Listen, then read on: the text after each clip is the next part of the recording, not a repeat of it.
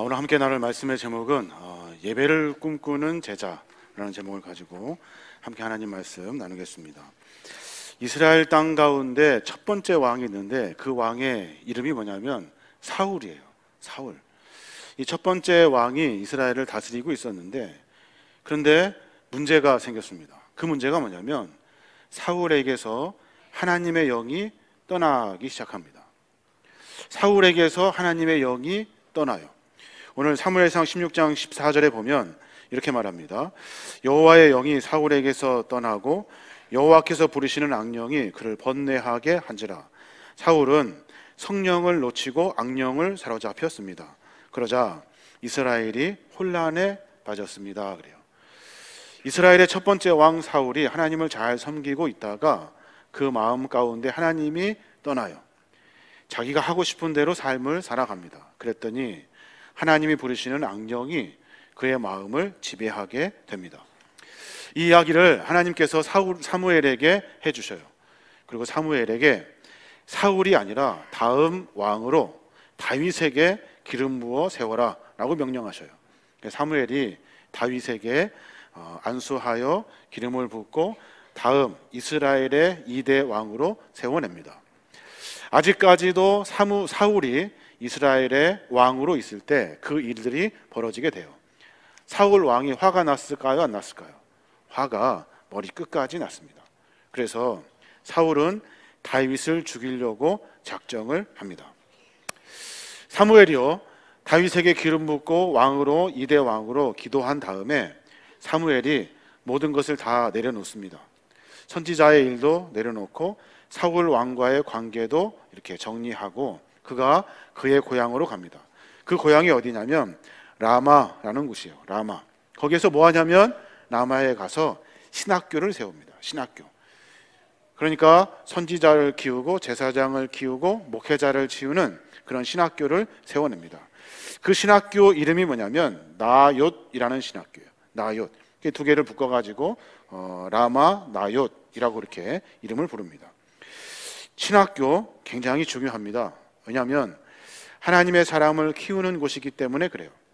목사님도 저도 기숙사 생활을 한 적이 있어요. 신학대학교 대학원 다니면서 기숙사 생활을 했는데 기억에 남는 것은 뭐냐면 엄한 규칙이에요. 대학원 다니면서 신학교 다니면서 기숙사에 있으면서 하루 한 주일에 새벽 기도를 빠지지 않고 다녀야 되고 참 어려운 일이었습니다. 저녁마다 기도회에 빠지면 안 되는 일들로 계속 반복됐어요. 한 학기에 3번 이상 빠지면 다음 학기에 들어올 수 없을 만큼 그 학교는 그렇게 엄하게 가르칩니다. 목회자를 키워내는 일이기 때문에 아마도 그랬을 거예요. 라마 나옅이라는 사무엘이 만들어 놓은 신학교도 마찬가지였습니다. 굉장히 엄하게 훈련하고 가르쳐 주었습니다. 무엇을 가르쳤을까요? 여러분 무엇을 가르쳤을까요? 사무엘에게는 큰 충격 같은 경험이 있어요. 그 경험이 뭐냐면 아까 제가 서두에 말씀드린 것처럼 사울 왕을 세웠는데 사울 왕의 마음에 하나님의 영이 떠나는 것을 그가 경험하게 돼요. 그래서 신학교를 세우고 많은 사람들을 훈련시키면서 어떤 마음으로 학교를 운영하냐면 하나님의 영이 떠나지 않도록 하는 훈련을 합니다. 그 훈련의 첫 번째가 뭐냐면 예배예요. 예배에 집중하게 하고 예배를 포기하지 않는 일들로 그 훈련의 과정을 채워내게 됩니다. 여러분 기억하셔야 되는데 하나님께서는 우리 성도들을 이끌어가는 방향이 있으셔요. 방향. 하나님은 우리를 어디로 인도하실 것 같습니까? 성공? 부자가 되는 것? 아니면 승리하는 것?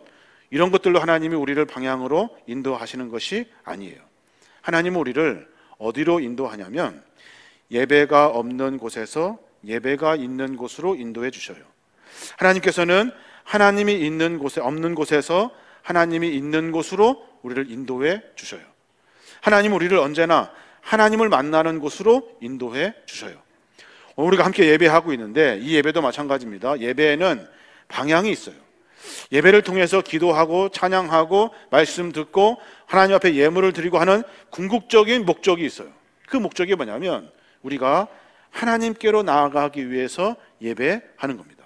성도는 그래서 하나님이 우리를 인도하셔서 하나님과 가까워지도록 하시는 것이 하나님의 방향이에요. 다윗이 왕으로 기름 부음 받은 다음에 사울 왕을 피해 가지고 도망가는 사건이 벌어집니다. 사울 왕이 다윗 왕을 싫어했거든요.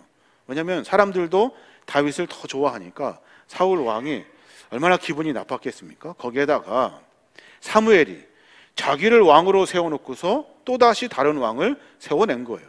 그래서 화가 나서 다윗을 죽이려고 작정을 합니다. 다윗이 도망가요. 어디로 도망갈까 고민하다가 그가 간 곳이 어디냐면 가드라는 곳으로 갑니다. 가드가 어디냐면 골리앗이 살던 고향이에요. 거기에 가서 내가 가드 왕 아기스에게 내가 죽였던 골리앗 칼을 그에게 바치면서 그 나라에 살려고 작정을 합니다. 이제 나는 이스라엘 사람이 아니라 이제 당신네 나라 가드 사람으로 내가 살겠습니다 한 거예요. 그런데 그 일이 잘 되지 않습니다.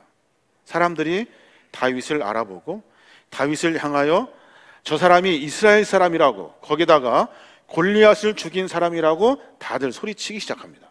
그 말을 듣고 다윗이 깜짝 놀라요. 아, 내가 도망쳤는데, 내가 가드 땅까지 도망쳤는데 가드 사람들이 나를 받아주지를 않아요. 다윗이 거기에 있으면서 미친 척을 합니다. 사람들에게 필요 없는 존재라는 것을 드러내려고 계속해서 미친 척을 해요. 사람들이 미친 다윗을 보고 걱정합니다. 아니, 저런 사람을 데려다가 어떻게 우리 백성 삼냐고, 어떻게 우리가 그와 함께 할 수 있냐고 사람들이 다 손가락질합니다. 그런 와중에 다윗은 그 어려운 시간을 보내고 그곳에서 탈출하게 됩니다. 어디로 가냐면 광야로 다시 들어가게 돼요. 다윗이 아마 광야에서 많은 생각을 했을 겁니다. 하나님, 내가 어디로 가야 합니까? 하나님, 내가 어디로 가야 합니까? 그때 다윗의 머릿속에 생각난 사람이 있습니다. 그 사람이 누구냐면 사무엘이라는 사람이에요. 마침 사무엘이 라마라는 곳에 신학교를 세웠다는 이야기를 듣고 다윗이 그 신학교를 찾아간 거예요. 18절의 말씀을 보면 그래서 그렇게 기록합니다. 다윗은 그렇게 달아나서 살아난 다음에 라마로 사무엘을 찾아가서 그동안 사울이 자기에게 한 일을 모두 이야기하였다. 그러자 사무엘은 곧 다윗을 데리고 나옷으로 가서 살았다라고 말해요. 다윗의 이야기를 듣고 그리고 나옷에 올라가서 다윗을 훈련시키기 시작합니다. 근데 이 라마 나옷은 참 신기한 곳입니다. 거기에 한번 들어가면 모두가 다 하나님의 영으로 사로잡히게 돼요. 거기에서 예배드리는 순간순간마다 모두가 다 하나님의 은혜를 체험하게 됩니다. 모두가 다 깊은 하나님의 영을 체험하고 하나님을 만나고 하나님께 예배하는 일들을 반복해서 이루어지게 돼요. 사울이 그 소식을 듣습니다. 아, 다윗이 어디에 있다고? 라마에 가서 잡아와. 군대를 보내서 다윗을 잡으라고 명령을 해요. 그래서 1번조 다윗을 잡으러 출발합니다. 라마 나옷 근처로 군인들이 접근할 때 그때 예배 드리는 소리를 듣습니다. 예배하는 장소에 그들이 들어가기 시작합니다. 그랬더니 그들 모두가 다 하나님의 영에 사로잡히게 돼요. 다윗을 잡으러 왔다가 칼 놓고 방패 놓고 모두가 다 하나님께 예배하고 찬양하는 곳으로 바뀌어져요. 그 소식이 사울에게 들립니다. 아, 그래? 그러면 그 사람들 포기하고 2번째 조 출발해서 군대를 다시 또 보내요. 그 군대도 마찬가지. 예배하는 곳에 가까워지면 질수록 모두가 다 하나님의 영에 사로잡히기 시작합니다. 칼 내려놓고 방패 내려놓고 하나님께 예배하며 예배 속에서 영을 체험하기 시작해요. 다윗을 잡는 일들을 잃어버려요. 그 소식이 또 사울에게 들립니다. 사울이 또다시 3번째 군대를 보내요. 3번째 군대도 마찬가지. 가서 하나님의 영으로 사로잡히게 됩니다. 이제 안 될 거다 싶어서 자기가 직접 그 일을 나서게 됩니다. 사울 왕이 직접 다윗을 잡으러 라마로 갑니다. 어떤 일이 벌어집니까? 라마에 갔는데 가까워지면 가까워질수록, 예배에 가까워지면 가까워질수록, 예배 드리는 찬양이 그의 귀에 들리면 들릴수록 사울의 마음 가운데 하나님의 영이 임하기 시작합니다. 사울은 악한 영이 지배한 사람이었는데 그가 예배하는 소리를 듣고 예배에 가까워짐으로 말미암아 하나님의 영이 그를 지배하기 시작해요. 사울이 찬양하고 기도하고 그리고 나서 하나님께 영광 돌리며 삶을 바꾸어 살아요.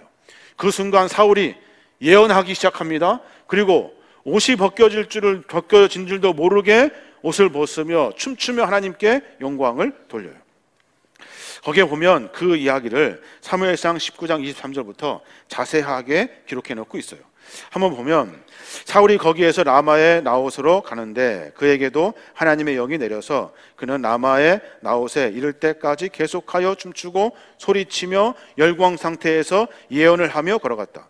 사무엘 앞에 이르러서는 옷까지 벗어버리고 춤추고 소리치면서 예언하고 나서 그날 하루 밤낮을 벗은 몸으로 쓰러져 있었다. 사울도 예언자가 되었는가? 라고 하는 말이 여기에서 나왔다라고 그래요.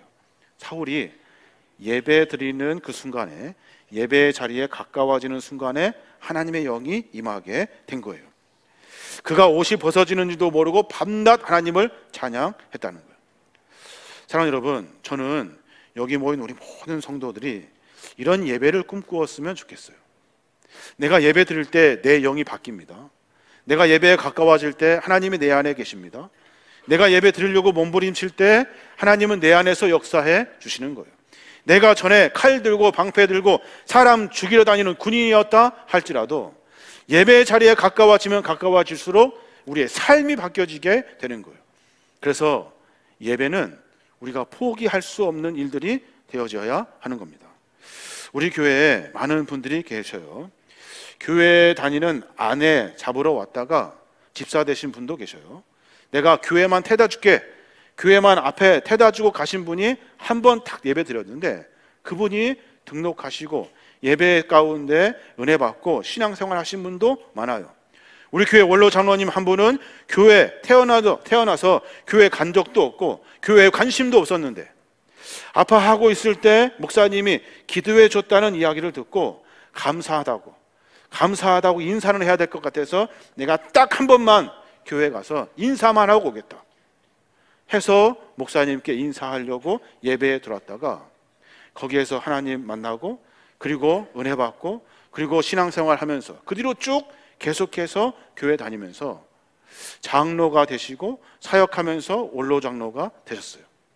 예배는요, 한 번 드리면, 예배는 한 번을 통해서도 사람을 변화시키게 되는 거예요.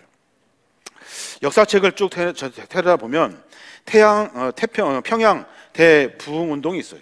평양 대부흥이 있는데 거기에 길선주 목사님이 예배 드리다가 은혜 받아가지고 그때 회개한 역사적인 기록이 기록되어져 있어요. 친구가 죽으면서 유산을 남겼대요. 야, 이 유산 내가 너한테 맡길 거니까 우리 가족에게 좀 전달해줘 그랬어요. 길선주 목사님이 그 유산 100원을 받습니다. 어떻게 했을까요? 자기가 먹어요. 자기가 가져요. 그리고 시간이 한참 흐릅니다. 예배 가운데 하나님의 은혜를 만나요. 그리고 나서 그가 회개하기 시작합니다. 여러분, 내가 친구의 돈을 가지고 있었습니다. 여러분, 내가 그 돈을 돌려주지 않았습니다. 내가 그 죄를 지었습니다. 예배 가운데 그가 회개하며 고백하기 시작해요. 그때부터 여러 곳에서 예배 드리는 모든 사람들 안에서 회개 운동이 시작해요. 평양 대부흥 운동은 그래서 시작된 거예요. 모두가 다 서로 자기의 죄를 이야기하기 시작합니다. 모두가 다 새로워지기를 원하는 마음으로 예배 드리면서 회개의 역사가 일어나요. 그 이야기를 듣고 죄인들이 모여가지고 죄를 맨날 낱낱이 고백한다는 소문이 경찰이었던 박은덕에게 들립니다. 그때는 경찰을 그 순포라고 불렀대요. 박은덕 순포에게 그 소리가 들립니다. 간단하죠. 가서 가만히 앉아 있다가 죄 지은 얘기 쭉 얘기하면 그 사람 잡아다가 경찰서에서 조사하고 넘기면 돼요. 그러면 그것이 다 자기 업적이 되는 거예요. 그래서 그가 예배당으로 몰래 잔입합니다. 그리고 자기 마음은 내가 사람들을 잡아가야지 라고 하는 마음으로 예배에 참석합니다. 그때 길선주 목사님이 설교하는데 그 제목이 뭐냐면 지옥을 취하랴 천당을 택하랴 라는 제목을 가지고 설명을 해요. 물질을 도둑질한 사람은 잡을 수 있지만 마음속에 있는 죄는 잡을 수 없습니다. 죄 있는 마음은 지옥이고 회개한 마음은 천당입니다. 우리 모두가 다 마음의 죄를 회개하고 천당의 삶을 선택하십시오 라고 하는 목사님의 설교를 듣습니다. 박은덕 순포가 그 말을 듣고 마음에 찔려 견디지 못합니다. 그리고 일어나서 그가 선포합니다. 선생님, 나 같은 죄인도 용서받을 수 있습니까? 나 같은 죄인도 죄사함 받을 수 있습니까? 내가 천당에 죄인 잡으러 온 사람입니다. 그런데 내가 하나님의 말씀으로 내 죄가 얼마나 큰지 알았습니다. 내 마음의 죄를 회개합니다. 나도 용서받을 수 있습니까? 라고 하며 대성통곡하며 회심합니다. 그때 모두가 다 그 이야기를 듣고 그 자리에서 눈물바다가 됩니다. 사랑하는 여러분, 교회에서 예배하는 것은요, 이런 회개의 역사가 있습니다. 교회에서 예배할 때는 통곡의 역사가 있어요. 예배하면서 새로운 삶의 역사가 있는 거예요. 하나님께서 라마 나옷에게 이렇게 뜨거운 불을 내리신 이유가 뭘까요? 왜냐하면 그곳에 참석하고 예배하고 가까이 하면 할수록 모든 사람들을 변화시키려고 하시는 하나님의 계획이 그 안에 들어있기 때문에 그래요. 라마 나옷을 경험한 사람은 예배에 사모함이 있습니다. 라마 나옷의 예배를 경험한 사람은 그의 삶을 회개합니다. 라마 나옷을 경험한 사람은 사람들과 함께 하나님 나라를 꿈꿔요. 다윗이 그 광경을 다 봅니다. 그리고 나서 그가 생각하고 고민합니다. 그리고 마음 가운데 꿈을 가져요. 어떤 꿈이냐면, 내가 다음에 이스라엘의 왕이 되면 이 나라를 라마 나옷과 같은 곳으로 만들어야 되겠다. 하나님께 예배하고 하나님께 찬양하고 하나님께 경배할 때마다 모두가 다 마음의 회개를 느끼고 모두가 회개하여 새로운 삶으로 살아가는, 그러니까 24시간 축제 예배가 계속되는 그 나라를 만들겠다고 꿈을 꿔요. 그래서 다윗을 라마 나옷으로 하나님이 불어주신 거예요. 사랑하는 여러분, 백성이 복을 받는 복이 뭘까요? 백성이 복을 받는 것이 뭐예요? 복을 받는 방법은 예배하는 방법밖에 없는 거예요. 어제 중고등부 아이들이 1,500명 함께 모여서 예배하는 자리에 섰습니다. 그리고 모두가 순례를 통해서 깊은 은혜를 체험합니다. 우리 아이에게 뭐하고 왔니? 라고 물어보니까 2시간 찬양하고 2시간 기도하고 앉아서는 말씀 듣고 일어나서는 찬양하고 그랬대요. 힘들지 않았니? 어렵지 않았니? 그랬더니 너무 기뻤대요. 너무 기뻤대요. 예배의 자리에 가까워지면 질수록 사람이 달라지고 변화되게 되는 겁니다. 그래서 다윗이 하나님 앞에 기도하는 핵심의 기도가 있어요. 하나님, 나 왕이 되게 해주십시오. 부자 되게 해주십시오. 다윗은 그렇게 기도하지 않아요. 하나님, 내가 한순간도 하나님의 영이 내게서 떠나지 않게 해주십시오라고 하는 기도가 다윗의 기도가 되는 거예요. 시편 51편 11절에 보면 그래서 그가 그렇게 고백해요. 밧세바를 범한 다음에, 죄를 범한 다운데 나단 선지자로 하여금 죄가 발격되었을 때 그가 고통 가운데 기도하고 있다고요. 시편 51편 11절에 보면 나를 주 앞에서 쫓아내지 마시며 주의 성령을 내게서 거두지 마소서. 이게 다윗의 고백입니다. 어떤 사람이 예배에 오면 모두가 다 변화되고 예수님 만나고 예수 믿는 사람 잡으러 왔다가 예수님께 사로잡히게 되고, 칼 품고 살다가 그 칼 품고 예배에 오면 칼 버리게 되고, 마음 가운데 모든 일들 가운데 욕심으로 살았던 삶의 방법을 예배를 통해서 바꾸어 살게 되는 거예요. 이게 예배의 능력입니다. 우리 아이들이 8월 한 달 동안 예배에 대해서 배울 거예요. 사랑하는 여러분, 예배를 사모하셔야 돼요. 예배에 가려고 몸부림치셔야 여러분의 삶이 달라질 수 있습니다. 장로 피태교, 누구를 뽑아야 할까요? 라마 나옷을 경험한 사람을 뽑아야 돼요. 그래야 교회 공동체를 하나님의 나라로 만들어 갈 수 있어요. 라마 나옷을 경험하지 못하는 사람은 교회 공동체를 세상의 공동체로 바꾸어 냅니다. 모두가 다 이야기합니다. 부흥해야 된다, 성장해야 된다고 이야기합니다. 하나님은 교회의 부흥과 성장을 원하시지 않으셔요. 하나님이 원하시는 것은 라마 나옷의 회개의 역사를 원하시고 계시는 거예요. 몇 명 모였냐가 중요하지 않아요. 우리에게 중요한 것은 내 안에 회개가 있는가, 내 안에 예배를 통한 회심이 있는가, 예배를 통해 하나님 만나는 영적 체험이 있는가 하는 것이 중요한 거예요. 교회 리더도 마찬가지입니다. 그 경험이 있는 사람, 예배의 사모함이 있는 사람이 교회 리더가 되어야 하는 겁니다. 저 여러분이 우리의 신앙의 삶을 한번 점검해 봤으면 좋겠어요. 여러분은 여러분의 인생의 방향이 어디로 정해져서 전진하고 있습니까? 여러분의 인생의 방향이 지금 어디로 가고 있습니까? 예배의 자리에 가려고 몸부림치십니까? 예배 드리려고 몸부림치십니까? 예배에 목숨 걸며 삶 속에 살아가고 계십니까? 그렇지 않으면 우리 모두가 다 다시 돌이켜야 돼요. 말씀을 통해서 내 삶을 점검하고, 예배를 통해서 회개하고, 예배를 통해 주님을 다시 만나고, 세상에 나가서 예배 드리는 믿음의 삶으로, 변화된 삶으로 세상에 나가 승리하는 삶을 살아야 하는 거예요. 그게 그리스도인의 삶이 되는 겁니다. 저 여러분이 그런 고백이 있었으면 좋겠습니다. 하나님, 라마나웃에 가고 싶어요. 내가 예배에 가까워지면 가까워질수록 하나님의 영이 충만한 라마나웃, 그 영적 체험을 내가 하기를 원합니다. 내가 예배 드리면서 다른 생각하는 것이 아니라 내 심령을 하나님이 고쳐내시기 위해서 나에게 말씀하신 회개의 이야기가 내 마음 가운데, 내 심령 가운데, 내 입술 가운데 고백되어지기를 원합니다. 그래서 새로운 삶을 살기를 원합니다. 예배가 나를 새로운 삶으로 만들어가는 경험을 하나님 허락해 주십시오. 이 기도가 우리의 기도가 되어야 될 줄로 믿습니다.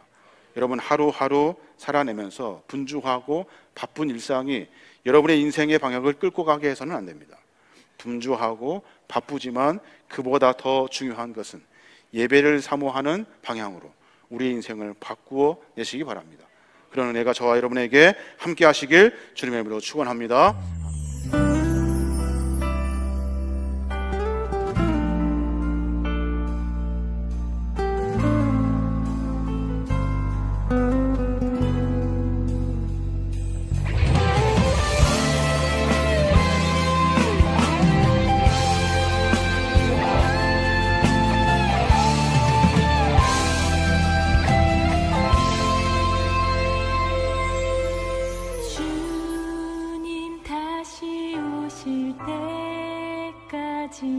나는 이 길을 가리라.